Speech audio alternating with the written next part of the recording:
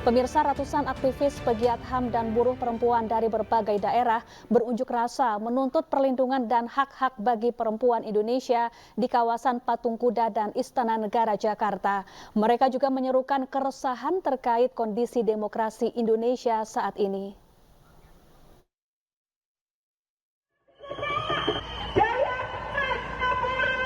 Peringati Hari Perempuan Sedunia, sejumlah aktivis perempuan dan pegiat HAM melakukan unjuk rasa di kawasan Patung Kuda, Jakarta.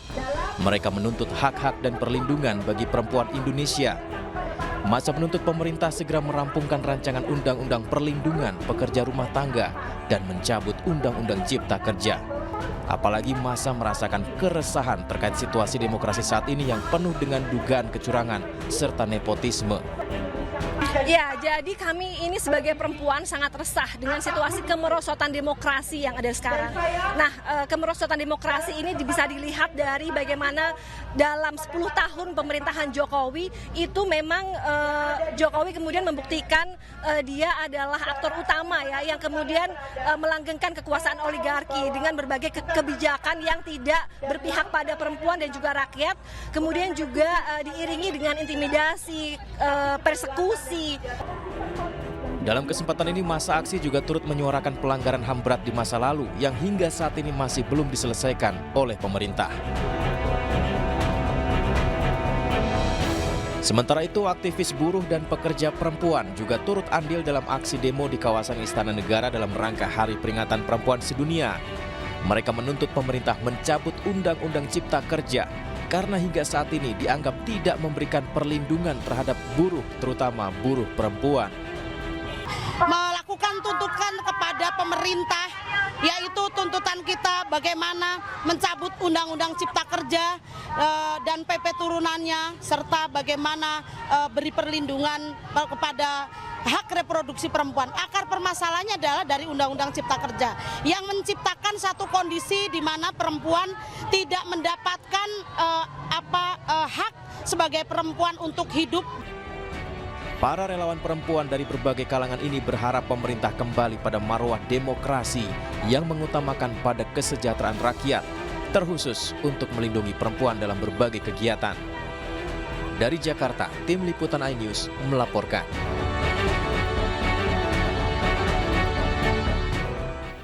Massa dari berbagai kelompok menggelar unjuk rasa tolak pemilu curang di depan gedung DPR RI. Massa juga mendesak DPR agar segera melaksanakan hak angket untuk mengungkap dugaan kecurangan pemilu.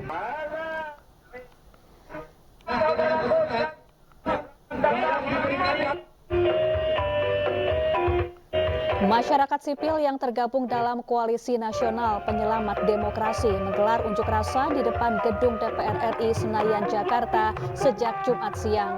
Sejumlah tuntutan yang disuarakan diantaranya tolak pemilu curang, pemakzulan Presiden Joko Widodo, hapuskan politik dinasti, dan audit forensik sistem IT Komisi Pemilihan Umum. Lebih dari 2.000 personel kepolisian diterjunkan untuk mengamankan jalannya aksi. Polisi juga memberlakukan rekayasa lalu lintas untuk mengurai kemacetan akibat aksi.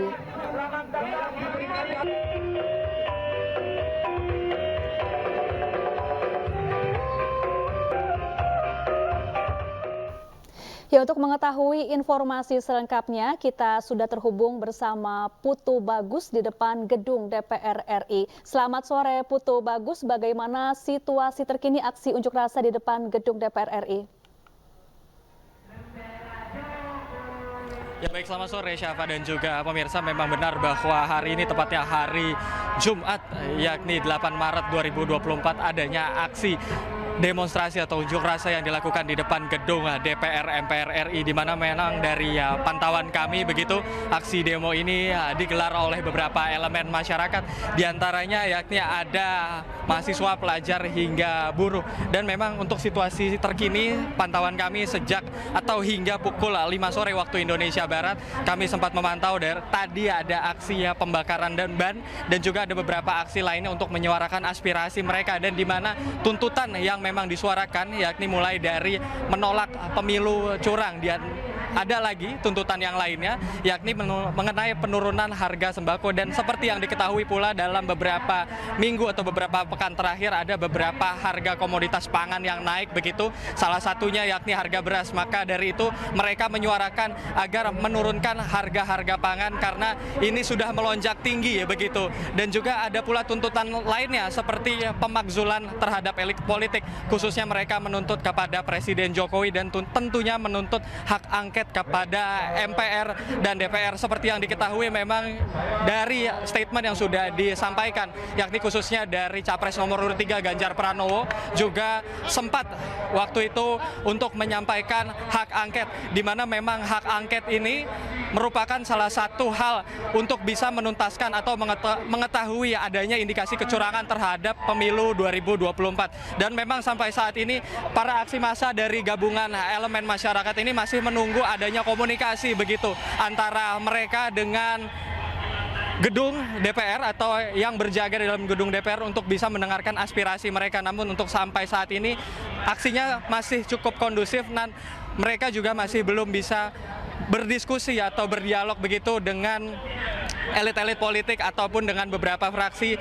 dari perwakilan dari gedung DPR ini. Dan memang seperti yang diketahui, aksi ini masih terus berlangsung begitu. Mereka akan terus menyuarakan aksinya sampai mereka bisa mendengar atau didengarkan mengenai adanya indikasi atau dugaan kecurangan terhadap pemilu 2024. Dan tentunya sampai saat ini masih akan kami kawal begitu Syafa dan juga pemirsa. Dan tentunya kami berharap agar aksi unjuk rasa atau demo pada sore hari ini berjalan dengan kondusif, dengan selayaknya, di mana aspirasi dari masyarakat bisa bertampung begitu, khususnya didengarkan oleh para elit politik dan juga keseluruhan anggota DPR agar mereka bisa didengarkan. Dan untuk sampai saat ini itu yang informasi yang bisa kami sampaikan. Kembali kepada Anda Syafa di studio. Baik, Putu, hingga saat ini massa terus berorasi di depan gedung DPR. Lalu bagaimana dengan situasi lalu lintas di sana? Mengingat saat ini merupakan jam pulang kerja, adakah pengalihan jalan yang bisa dilalui oleh warga yang biasanya melewati di sekitar gedung DPR? Baik, memang untuk sampai saat ini dan tempat saya melaporkan yakni sekitar di depan Senayan atau di sepanjang Jalan Gatot Subroto memang ditutup begitu jalan atau akses transportasi menuju Palmerah dan sekitarnya menuju Semanggi. Dan memang ini ada antisipasi begitu dari pihak kepolisian untuk bisa mengalihkan arus lalu lintas, terutama memang arus lalu lintas dialihkan ke depan gedung atau ke depan Gelora Bung Karno seperti itu. Dan untuk sampai saat ini memang masih belum ada titik kemacetan, namun kami tentunya akan terus mengabarkan informasi kepada pemirsa di rumah. Tentunya untuk sampai saat ini demo masih berjalan dengan kondusif dan pengamanan oleh dari pihak kepolisian dan pihak berwajib juga masih berlangsung dengan sangat baik. Dan untuk pengalihan arus masih terus tentatif, namun untuk saat ini jalan yang masih ditutup yakni di depan gedung DPR dan sepanjang Jalan Gatot Subroto di Senayan, Jakarta. Syafa. Baik, terima kasih Putu Bagus melaporkan langsung dari gedung DPR RI Senayan, Jakarta, dan selamat bertugas kembali. Pemirsa, PJ Gubernur DKI Jakarta Heru Budi Hartono buka suara soal status Jakarta setelah Undang-Undang Nomor 29 Tahun 2007 tentang DKI Jakarta sebagai ibu kota negara berakhir pada 15 Februari lalu. Menurut Heru, saat ini rancangan Undang-Undang Daerah Khusus Jakarta atau DKJ masih sedang berproses sehingga masih ada waktu transisi.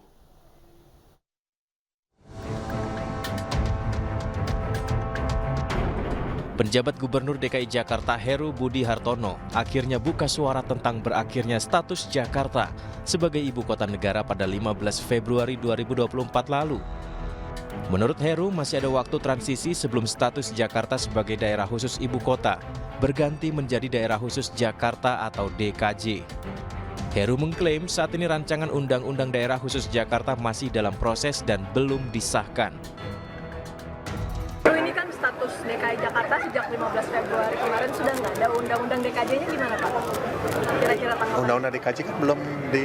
Ya, jadi bagaimana untuk... Ya, masih ada waktu transisi. Ya, kan sedang berproses DKJ. Sesuai dengan Undang-Undang Nomor 29 Tahun 2007 tentang DKI Jakarta sebagai ibu kota negara, maka statusnya telah berakhir pada 15 Februari 2024 lalu. Hal itu sebagai implikasi dari Undang-Undang tentang Ibu Kota Negara yang telah diundangkan sejak 15 Februari 2022. Pada Undang-Undang IKN pasal 41 ayat 2 tertulis paling lama 2 tahun sejak undang-undang tersebut diundangkan. Maka Undang-Undang Nomor 29 Tahun 2009 tentang Pemerintahan Provinsi DKI Jakarta sebagai Ibu Kota Negara diubah sesuai dengan ketentuan dalam undang-undang ini. Status Jakarta sebagai ibu kota pun baru bisa tergantikan oleh Nusantara di Kalimantan jika keputusan Presiden telah terbit. Dari Jakarta, Rani Sanjaya, iNews melaporkan. Pemirsa, Menteri Agama mengedarkan aturan penggunaan pengeras suara jelang Ramadan 1445 Hijriah. Dalam surat edaran tersebut, salah satunya mengatur volume pengeras suara sesuai dengan kebutuhan.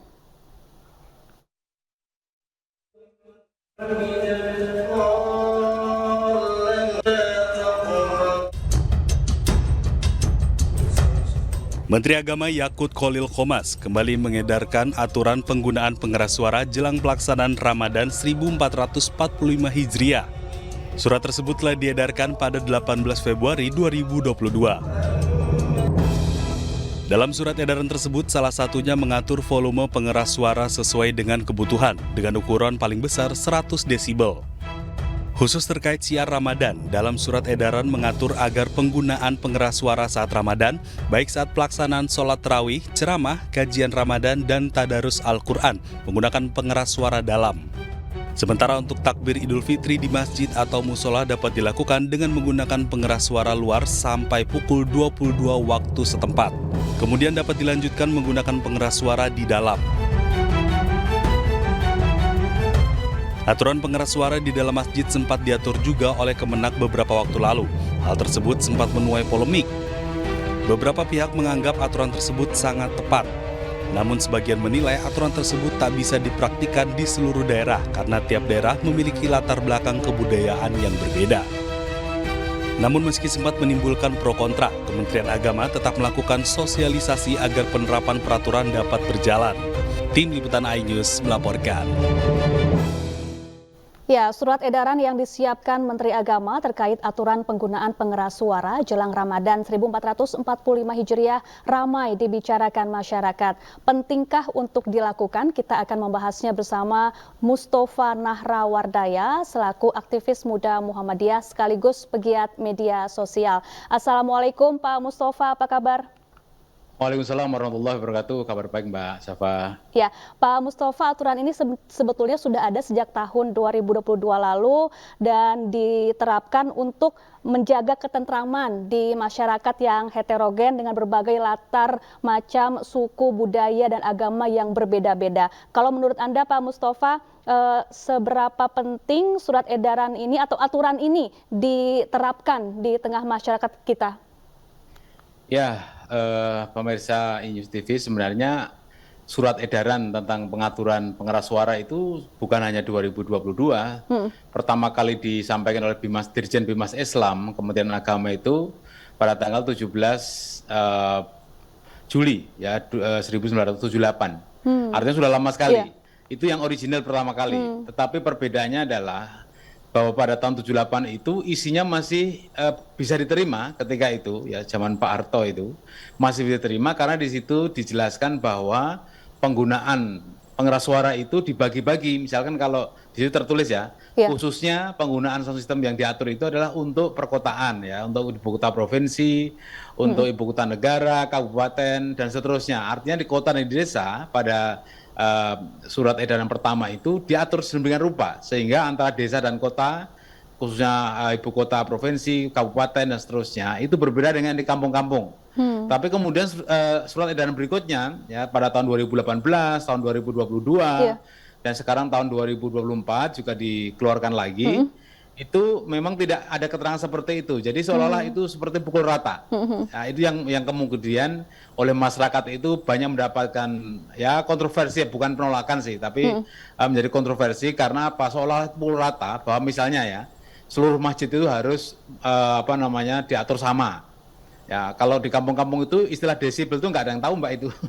Jadi kalau di kampung itu seperti sudah tradisi, misalkan kalau selama Ramadan khususnya ya. Ini kan kalau di surat edaran ini seperti umum ya, tidak hanya surat Ramadan saja, tapi seperti umum ya, mulai adzan, iqomat, kemudian takbiran, hari raya, kemudian Jumatan, itu diatur semuanya dalam surat edaran ini.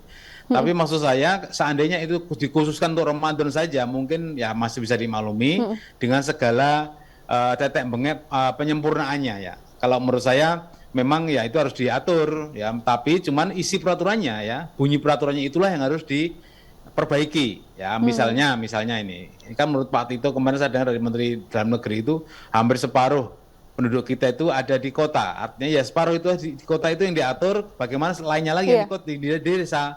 Kalau itu sudah mayoritas Muslim dalam daerah tertentu, tentu tidak diatur seperti di kota yang pada tahun 78 itu misalnya dikatakan yang perlu diatur karena itu ada daerah tertentu yang di situ misalkan ada orang asing, ada ekspatriat, ada yang berbeda agama. Dulu diterangkan seperti itu. Yang sekarang itu hanya istilah-istilah misalkan toleransi.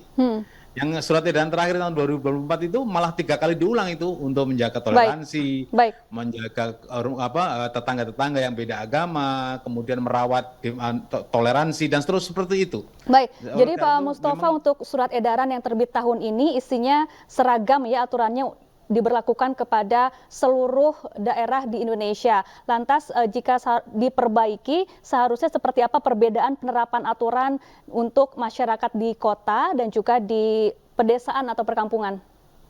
Ya, misalkan aturan ya, maksimal suara yang dikeluarkan untuk bagian sound system luar itu 100 desibel. Tetapi aturan ini seharusnya Kemenak itu membagikan dulu ya, misalkan sosialisasi sound system seperti apa, pengeras suara seperti apa yang bisa diatur dengan 100 desibel misalkan. Tidak semua sound system bisa ketahui, orang kampung nggak ngerti itu. Nah, memang saya mengusulkan kalau perlu jauh sebelum Ramadan ini Kementerian Agama itu ya bantulah musola masjid itu dengan standar sound system. Artinya yang bisa diatur dengan cara-cara seperti itu. Karena setiap produk sound system tidak ada aturan yang baku. Kira-kira seperti itu. Yang kalau yang produk baru memang ada standarisasinya ya 100 desibel, 90, 50 itu ada. Tapi kalau yang sudah mereka beli lama itu nggak ada. Nah lebih bagus Menteri Agama itu sosialisasinya itu dengan mengirimkan ya sound system secara fisik dengan operatornya, sehingga musola masjid itu yang tersebar ribuan di Indonesia itu bisa paham, oh ini tuh yang dimaksud itu, operatornya yang paham. Kalau di kampung-kampung khususnya ya itu tidak ngerti mereka cara ngaturnya itu, apalagi soal desibel luar dalam itu nggak bisa membagi mereka karena seadanya sound system itu. Tetapi itulah perbedaannya, karena apa, kita ini kan sangat plural ya, jadi plural agama juga, plural budaya juga, sehingga ini harus dihormati, jangan sampai kemudian disamaratakan. Tapi ini saya pahamin ya, saya maklumi karena apa, di situ nggak ada punishment-nya, jadi nggak ada sanksinya, karena apa, memang diketahui kita itu berbeda-beda. Oleh karena itu nggak mungkin ada sanksi. Itu sejak dulu tuh, sejak tahun 78 juga nggak ada sanksi. Baik, Pak Mustafa, peraturan ini kemudian menuai pro dan kontra di masyarakat. Ada yang menilai bahwa biar bagaimanapun mayoritas masyarakat Indonesia adalah pemeluk agama Islam. Ada juga yang bilang sebaiknya di bulan Ramadan ini dilonggarkan karena masjid ini merupakan sarana syiar Islam begitu. Tapi ada juga yang menilai aturan ini tepat karena untuk menjaga kenyamanan masyarakat yang perlu beristirahat di malam hari dan juga menghargai warga yang non-muslim begitu. Tanggapan Anda? Ya, sebenarnya kalau umat Islam itu sudah lama paham ya untuk mengatur hubungan antar umat beragama, sudah lama lah. Jadi mungkin tidak perlu lagi diajarin. Contohnya ya, sekarang ini kan berdekatan dengan Nyepi ya. Jadi umat Islam itu taat betul ya. Misalkan di Bali ya kita nggak boleh landing di sana ketika hari Nyepi, nggak boleh nyetel sound system, nggak boleh belanja, nggak boleh keluar rumah, keluar hotel. Umat Islam taat sekali, artinya menghormati agama Hindu yang sedang menjalankan Nyepi. Umat Islam sangat taat. Itu contoh saja ya. Di Prambanan, di Borobudur, mereka ngadain acara apa saja ya, acara umat Hindu dan umat Buddha di sana, juga saling menghormati, umat Islam paham itu. Oleh karena itu, ketika Ramadan ini memang banyak yang menginginkan, janganlah kemudian hanya setahun, hanya sebulan saja, berilah kelonggaran pada umat Islam. Misalkan ya, kalau di aturan ini kan, sholat taraweh, suara dalam gitu. Kalau kami ya, saya ya menginginkan bolehlah keluarlah, ini kan hanya setahun sekali saja, biar keistimewaan Ramadan itu terasa dan dirasakan oleh semua umat gitu. Jadi ini Ramadan, besok sudah enggak, bulan depan sudah enggak, ada perbedaannya gitu, enggak sama setiap harinya. Kira-kira seperti itulah. Baik. Pak Mustafa dan pemirsa, kami juga telah terhubung bersama dengan Pak Marsudi Suhud, Wakil Ketua MUI. Assalamualaikum, selamat sore Pak Marsudi, apa kabar? Waalaikumsalam warahmatullahi wabarakatuh. Alhamdulillah, kabar baik sekali, sehat. Baik, Pak Marsudi, bagaimana urgensi aturan ini terkait pengaturan pengeras suara masjid diterapkan di tengah masyarakat, terutama di bulan Ramadan, dan seperti apa sosialisasinya sejauh ini? Ya, intinya sesungguhnya aturan dibuat agar kita semua saling nyaman dalam kehidupan beragama ini. Agar yang lain yang tidak berpuasa pun juga nyaman, yang berpuasa juga nyaman. Aturan dibuat itu tidak lain adalah untuk menjaga seluruh bangsa atau seluruh apa yang ada kaitannya dengan kegiatan tersebut, tidak lain untuk biar kita itu minimal saling menghormati adanya aturan ini.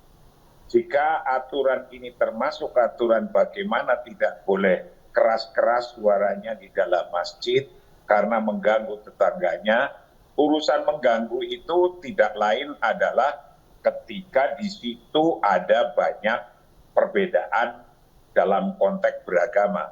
Ketika faktanya itu adalah sudah sekelilingnya Muslim semua. Kemudian tidak ada orang merasa terganggu. Ya orang tidak terganggu kok. Ya tinggal biarin saja orang tidak terganggu, sekelilingnya Muslim semua. Mungkin ketika di kota-kota, kemudian masjidnya terlalu bising ketika diadakan pakai sound system di luar. Yaitu menurut saya tinggal kita menempatkan dirinya bagaimana agar kita bisa nyaman dengan orang sekeliling di masjid atau musola. Yang penting itu menempatkan dirinya. Kalau semuanya yang banyak Muslim ya saya yakin tidak akan ada masalah. Baik Pak Marsudi, tapi aturan ini isinya seolah seragam atau disamaratakan terhadap seluruh wilayah di Indonesia. Saya ingin minta penjelasannya, tapi kita tahan dulu Pak Marsudi Suhud, Wakil Ketua MUI, dan juga Pak Mustafa. Kita lanjutkan usai jeda, tetaplah bersama kami. Pemirsa, kita lanjutkan kembali dialog mengenai aturan toa masjid jelang Ramadan, kembali bersama Mustafa Nahrawardaya, aktivis muda Muhammadiyah, dan juga Marsudi Suhud, Wakil Ketua MUI. Pak Marsudi, tadi sebelumnya di segmen sebelumnya Pak Mustafa memberikan pendapat bahwa isi aturan ini seolah seragam dan disamaratakan kepada seluruh daerah di Indonesia, hingga sebaiknya ada perbedaan aturan untuk wilayah perkotaan maupun pedesaan. Tanggapan Anda Pak Marsudi, kemudian adakah sanksi yang bisa diberikan kepada masjid yang melanggar surat edaran ini? Kenyamanan aja, tadi sudah saya sampaikan di depan. Ketika di mayoritas Muslim, di situ Muslim semua, masjidnya juga tidak kanan kiri tetangga tidak merasa terganggu, ya biarin sajalah sesuai dengan kebiasaan adat dan tata cara di tempat itu. Jadi positioningnya dilakukan kita kalau di tempat yang sudah common umum Muslimnya banyak di situ itu ya nggak ada yang merasa terganggu, itu ya biarin saja menurut saya. Nah tapi ketika ada yang merasa terganggu karena mungkin background agama yang berbeda, di sini letaknya kita harus saling menghormati. Kalau ternyata di situ banyak juga yang tidak puasa karena bukan agamanya sama. Ya masalah mengurangi suara yang di luar kemudian dimasukkan ke dalam, ya menurut saya juga tidak mengurangi kekhusyuan dalam ibadah puasa itu. Kalau misalnya di kota-kota besar yang kanan kirinya merasa terganggu, ya kita menyesuaikanlah gitu aja. Menyesuaikan itu saya yakin juga tidak akan mengurangi kekhusyuan dan kekhidmatan kita beribadah. Orang Muslim sudah punya panduan sendiri-sendirilah, mengerti gitu. Kalau di tempat ini mestinya toa di dalam, kalau di tempat lain ya semua bisa di luar. Kasih saja menurut saya kebebasan, tidak harus ada hukumannya. Tidak harus ada hukumannya. Himbau saja sudah pada mengerti lah di antara kita, insya Allah. Baik, Pak Mustafa, lalu bagaimana bentuk sosialisasi yang tepat yang seharusnya dilakukan kepada khususnya masyarakat yang sudah terbiasa menjalankan budaya menggunakan pengeras suara yang cukup kencang begitu di daerah-daerah? Ya, saya kemarin sudah bertemu dengan Dirjen Bimas Islam ya, di sebuah stasiun televisi. Saya berdiskusi juga. Beliau mengatakan sosialisasi itu dilakukan melalui DMI, di Dewan Masjid Indonesia, Pak Yusuf Kalla ya. Nah sekarang tinggal kalau yang untuk tradisi-tradisi yang sudah seperti yang kita bicarakan ini, yang mereka sepertinya sudah kebiasaan memakai sound system, kadang-kadang ya nggak kenal waktu ya. Kalau di daerah tertentu kayak Betawi, daerah Muslim yang mayoritas itu kadang-kadang mereka itu menggunakan sound system itu bukan sekedar untuk ibadah ya, tapi untuk edukasi pendidikan untuk anak-anak mereka. Mereka senang sekali kalau menggunakan halo-halo istilahnya gitu. Anak-anak itu suka selawatan, suka tadarusan dalam rangka untuk edukasi. Jadi sekarang tinggal mendampingi mereka. Misalnya ya, kalau suaranya kurang bagus, kurang fasih, kurang merdu, jangan menjadi muadzin misalkan. Kalau kemudian pas tarawih ya, itu kalau mau dipilih imam yang bagus suaranya, yang fasih bacaan Qur'annya, tinggal gitu aja. Sementara secara fisik mengatur sound system itu memang butuh skill ya, butuh keahlian.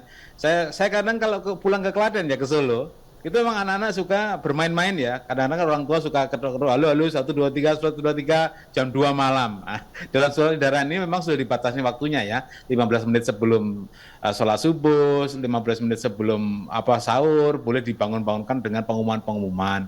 Tapi memang tidak bagus juga kalau kebablasan. Orang masih jam 2, jam setengah 2 sudah halo-halo misalkan. Nanti tinggal penyesuaian saja. Artinya sosialisasi ini sebenarnya mudah.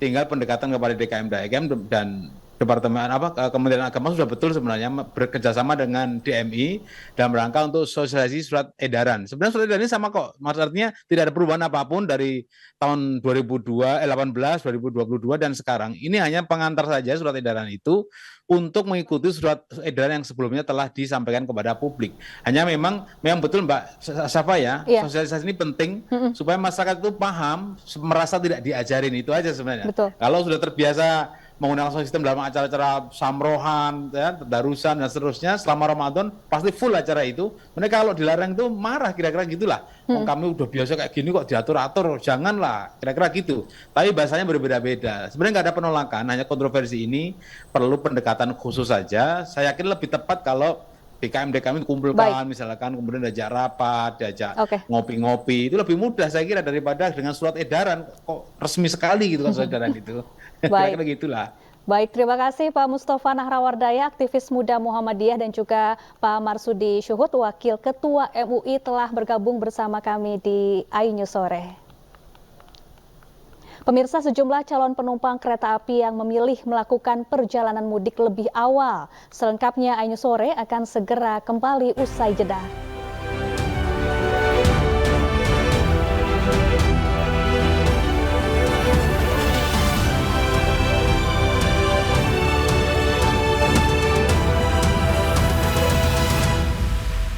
Pemirsa, jelang Ramadan, pasar sembako murah di berbagai daerah ramai diserbu warga yang rela mengantre berjam-jam. Sebagian warga pun kecewa lantaran tidak kebagian beras murah.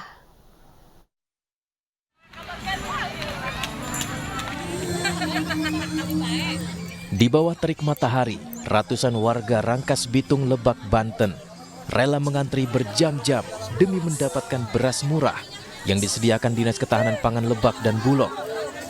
Tak hanya beras, bahan pokok lainnya seperti minyak goreng, telur ayam, terigu, dan gula pasir juga tersedia.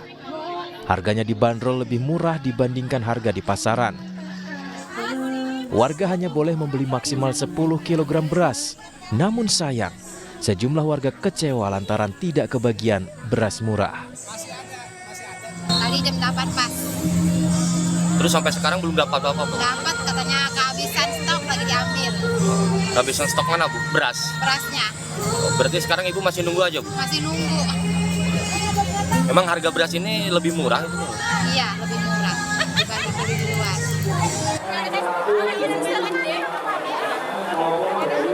Antrean warga mengular di halaman Sekretariat Daerah Pemkab Batang, Jawa Tengah demi membeli sembako murah. Pada operasi pasar ini panitia menjual beras seharga Rp52.000 per 5 kg. Sementara harga telur ayam dibanderol Rp27.000 per kilogram. Ada pula bawang merah dan bawang putih yang dijual dengan harga lebih murah dibandingkan harga di pasaran. Bahkan ada potongan harga hingga Rp10.000 jika warga membayar dengan QRIS. Melalui pasar murah ini, warga mengaku terbantu karena bisa menghemat, terutama jelang bulan Ramadan. Ya senang sih ya sebagai ibu rumah tangga karena dapat harga-harga murah. Apalagi mau bulan puasa. Ya.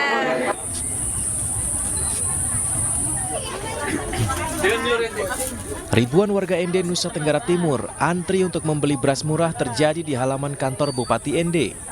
Harga beras mencapai Rp17.000 per kilogram kian menyulitkan warga.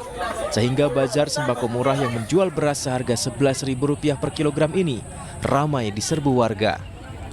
Namun satu warga hanya dibatasi membeli maksimal 5 kg beras. Warga pun berharap harga bahan pokok bisa kembali turun. Tim Liputan iNews melaporkan. Sejumlah bahan pangan kembali merangkak naik. Sempat turun, ternyata harga beras juga terpantau masih belum normal.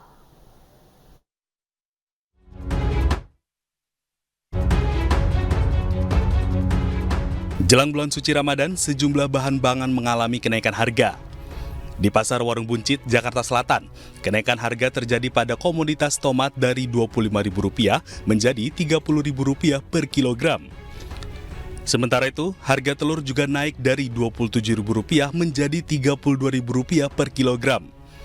Harga minyak goreng juga mulai naik menjadi Rp16 hingga Rp17.000. Namun yang menjadi sorotan warga adalah harga beras yang harganya relatif masih tinggi. Beras premium dibanderol dengan harga Rp17 hingga Rp20.000, naik dari harga normal yakni Rp15.000. Kayaknya harga-harganya naik ya, pada naik semua kayaknya, harga-harga sembako dari sayuran, sembako semua kayaknya naik.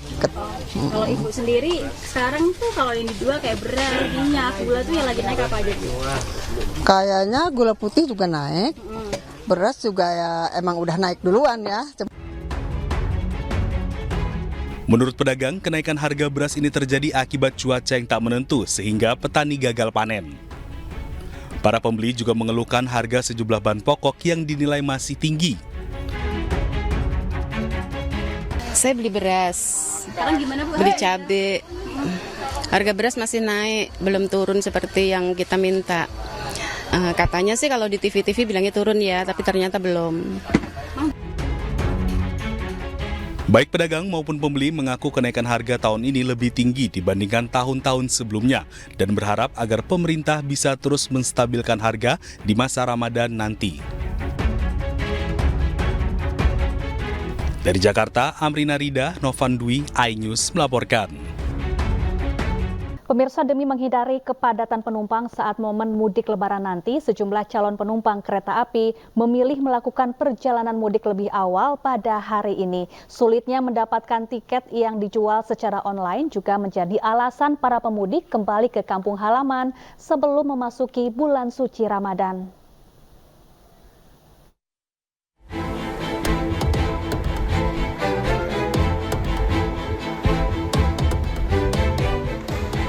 Meski Hari Raya Idul Fitri masih 1 bulan lagi, namun kondisi stasiun Pasar Senen sudah ramai dipadati pemudik pada Jumat pagi. Calon penumpang mengaku sengaja melakukan perjalanan mudik lebih awal agar bisa menjalankan ibadah puasa di kampung halaman.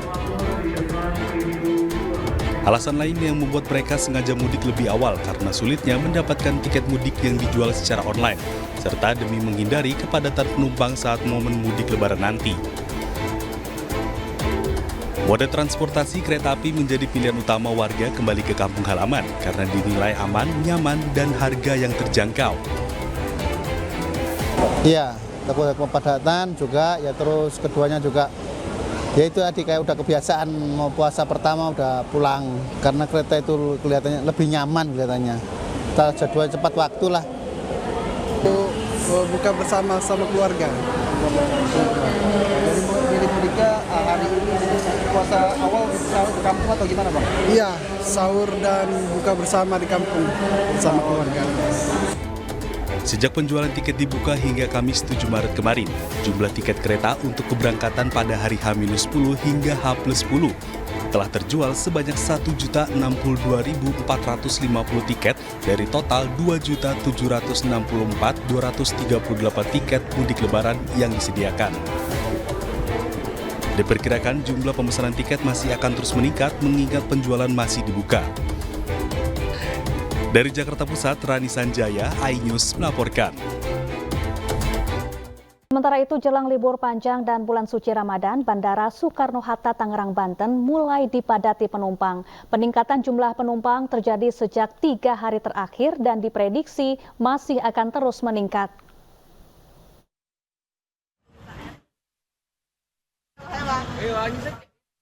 Antrian panjang penumpang terlihat di counter check-in penerbangan domestik Bandara Soekarno-Hatta sejak Jumat pagi. Meningkatnya aktivitas di Bandara Suta terjadi karena adanya libur panjang hari Nyepi. Selain itu, banyak pula penumpang yang memilih untuk pulang ke kampung halaman demi menikmati puasa bersama keluarga. Hingga Kamis kemarin, Bandara Suta sudah melayani lebih dari 150.000 penumpang. Bahkan, jumlah penumpang hari ini diperkirakan naik mencapai lebih dari 150.000, baik keberangkatan maupun kedatangan. Semenjak beberapa hari yang lalu, sekitar 3 hari yang lalu, traffic sudah mulai meningkat gitu ya, dan memang hari ini lebih tinggi dibanding kemarin gitu ya. Kami prediksi sekitar 161 sampai 163 ribu penumpang yang akan datang dan pergi melalui Bandara Soekarno-Hatta. Nah, kami juga melihat ini efek dari libur panjang dan juga dalam rangka hari Nyepi dan menjelang puasa Ramadan tahun ini. Peningkatan jumlah penumpang pesawat di Bandara Suta diprediksi masih terus terjadi, mengingat libur panjang selama 4 hari ke depan. Dari Tangerang, Banten, Hasnugara, iNews melaporkan. Kembali di iNews sore pemirsa, banjir di Kecamatan Bojosari belum surut. Pengungsi meminta sumbangan kepada pengguna jalan dan masih bertahan di pengungsian.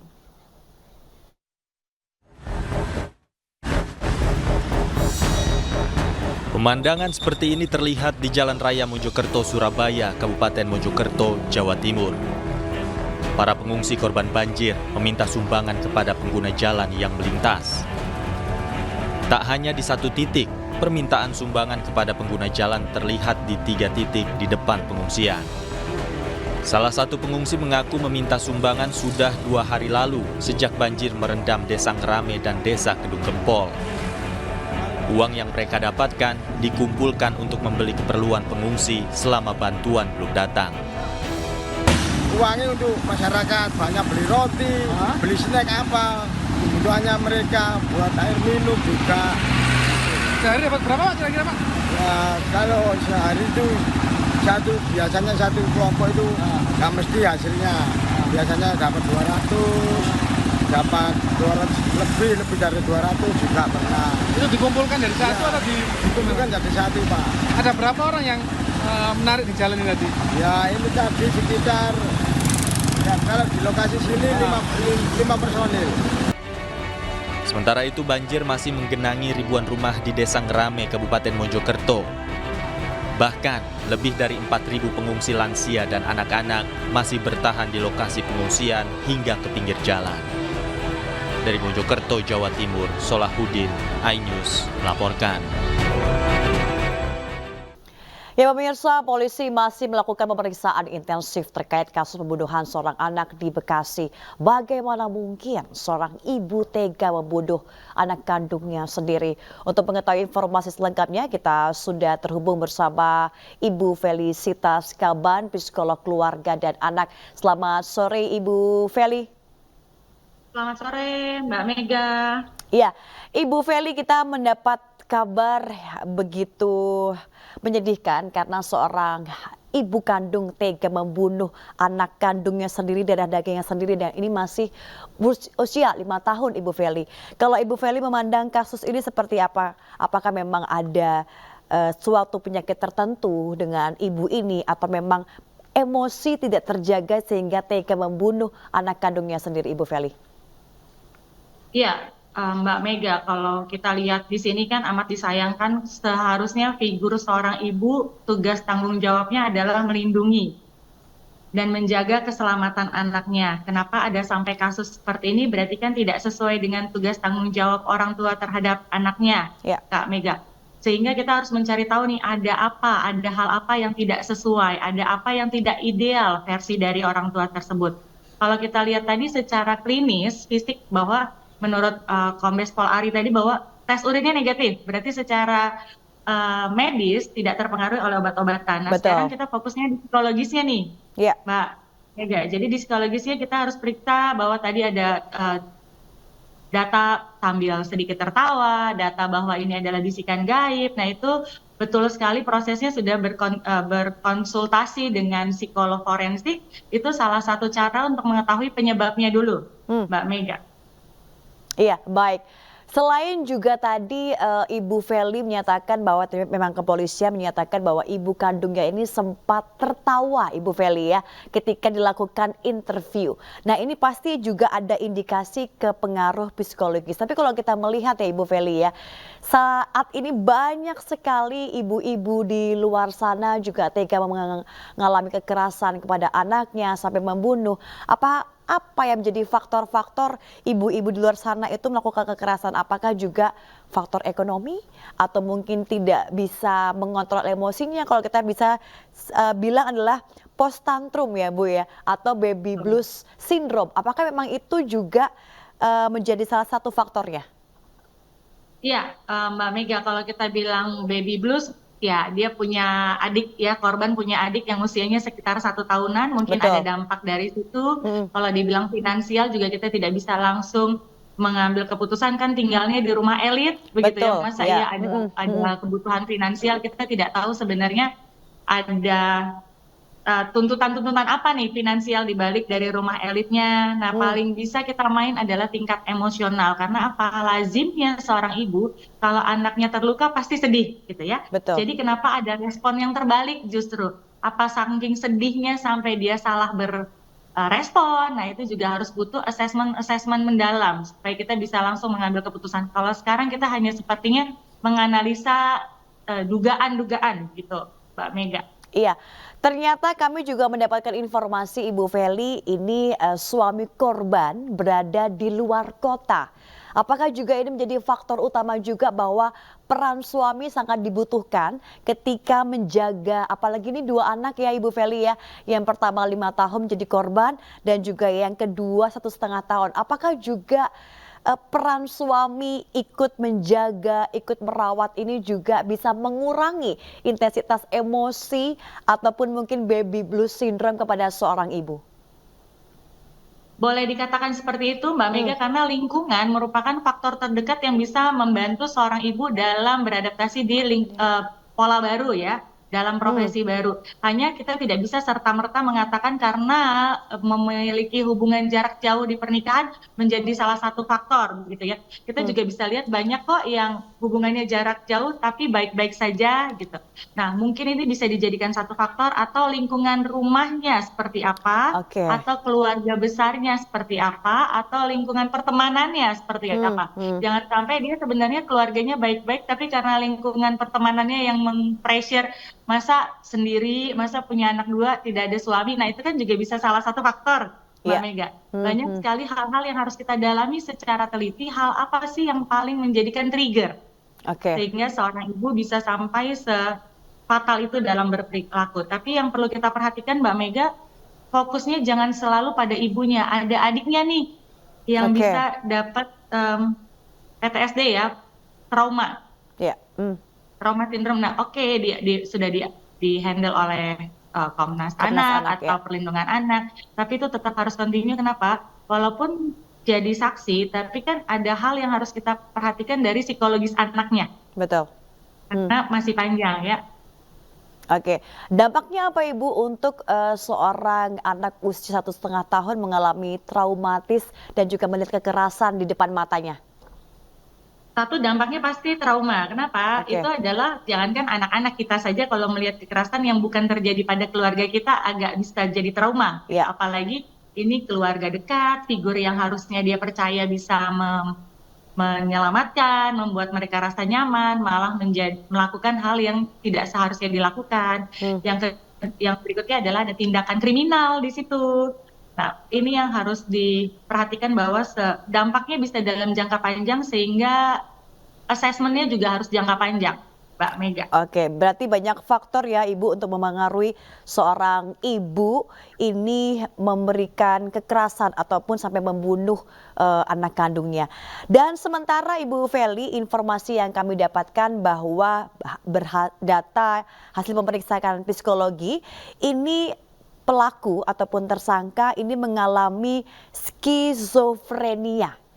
Bagaimana Ibu ini soal tanggapannya? Bagaimana bisa jelaskan soal skizofrenia ini Ibu Feli?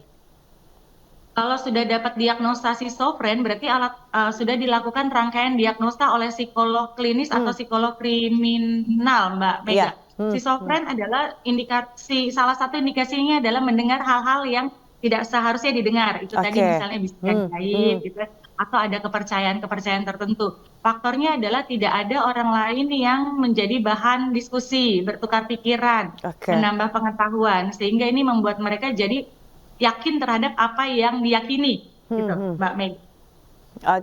Berarti di sini ada halusinasi begitu ya Ibu Feli? Bahasa umumnya seperti itu.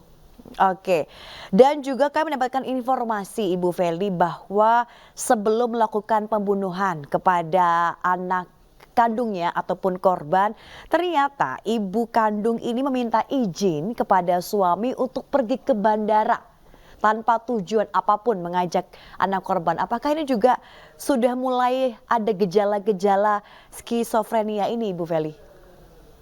Kita tidak bisa langsung menyatakan seperti itu Mbak Mega, karena kadang-kala kita ngajak anak kita untuk ngelihat pesawat, ngelihat kereta, karena senang melihat anak-anak jadi senang gitu ya Mbak Mega. Kita harus tahu juga bahwa apa faktor dari tujuan untuk ke bandaranya. Kadang-kala kan kita, karena misalnya tadi dibilang dia cuma single parent, untuk orang suaminya jauh, dia mau menggantikan figur kehilangan suami atau kehilangan ayah dengan mencari misalnya anaknya hobinya apa nih.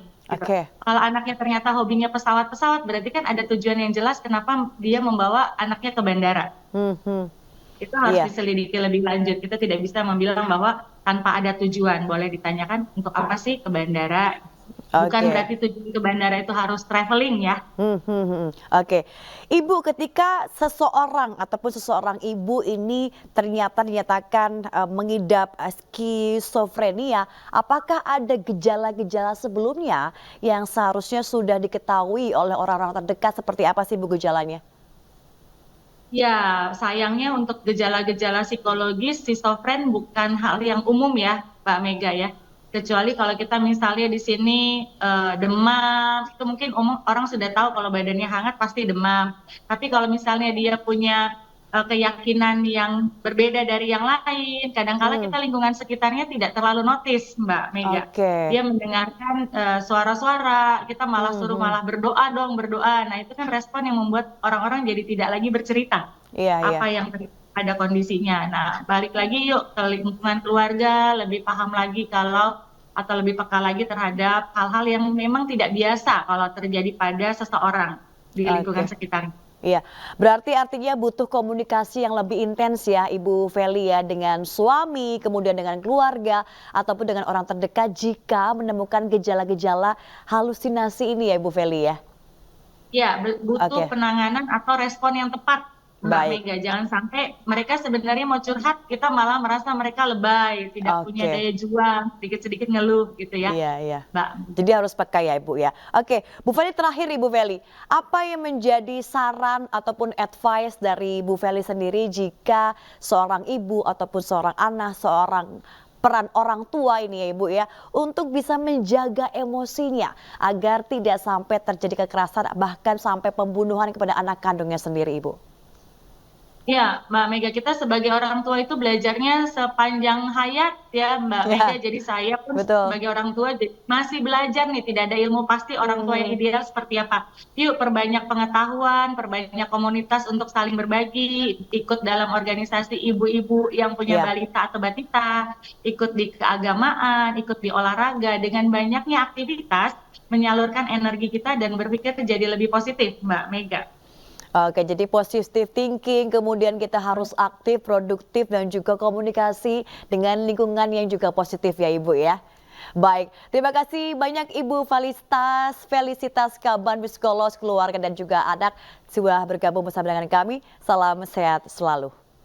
Pemirsa, Sekjen PDIP Hasto Kristianto menyebut ada algoritma yang sengaja digunakan untuk menghalangi perolehan suara Ganjar Mahfud di Pilpres 2024. Akibatnya suara Ganjar Mahfud terkunci dan tak bisa menembus batas maksimal 17%. Pilpres belum selesai karena rekapitulasi manual sedang dijalankan. Dan kami banyak bertemu dengan para pakar IT yang menemukan persoalan yang sangat fundamental. Misalnya dimasukkannya suatu JSON script, suatu algoritma untuk ngelok agar perolehan Pak Ganjar Mahfud itu hanya maksimum 17%. Kemudian juga suatu program untuk mengunci autentifikasi terhadap multifaktor yang seharusnya tidak sembarangan orang bisa mengupload C1. Juga data-data bahwa quick count pun itu diintercept. Nah, sehingga dari kejadian-kejadian seperti itu kami dalami dan ini memerlukan suatu audit forensik serta audit meta C1. Ini yang kami lakukan sebagai bagian dari temuan-temuan yang sangat penting. Bahkan menurut para pakar IT tersebut, pemilu seharusnya berlangsung 2 putaran. Nah, ini kami sedang dalami. Nah, sehingga kami melihat muncul pergerakan masyarakat yang sangat luas termasuk para pakar yang kemudian mengkaitkan antar berbagai fakta dengan fakta yang kemudian tadi seperti yang kami simpulkan bahwa pemilu 2024 telah terjadi kecurangan secara terstruktur, sistematis dan masif sebagai perpaduan pemilu 71 dan pemilu tahun 2009. Karena itulah kami juga terus mengadakan komunikasi termasuk dengan beberapa partai politik di dalam mensikapi hal ini. Kembali di iNews sore pemirsa, menyikapi tingginya inflasi medis sebagai dasar asuransi, MNC Life menawarkan konsep telemedicine lewat aplikasi Motion Life. Penggunaan aplikasi akan memudahkan pemegang polis untuk konsultasi penyakit ringan secara daring.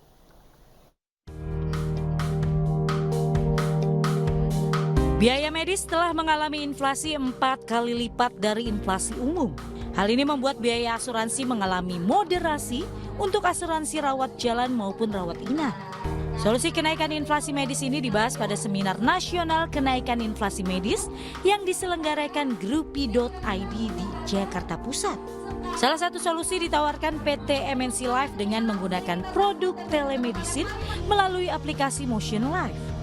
Di situ ada telemedicine dan juga rawat inap, sehingga untuk penyakit-penyakit ringan yang bisa dilakukan telekonsultasi melalui rawat jalan, dia tidak harus ke rumah sakit, itu bisa dilakukan melalui aplikasi kami. Melalui event ini kita kumpulkan, ada Asosiasi Asuransi Jiwa Indonesia, kemudian ada Asosiasi Rumah Sakit Swasta di Indonesia, dan bagaimana mengkolaborasi mencari titik temu bahwa alangkah baiknya jika kenaikan inflasi medis ini tidak dibebankan seluruhnya kepada masyarakat.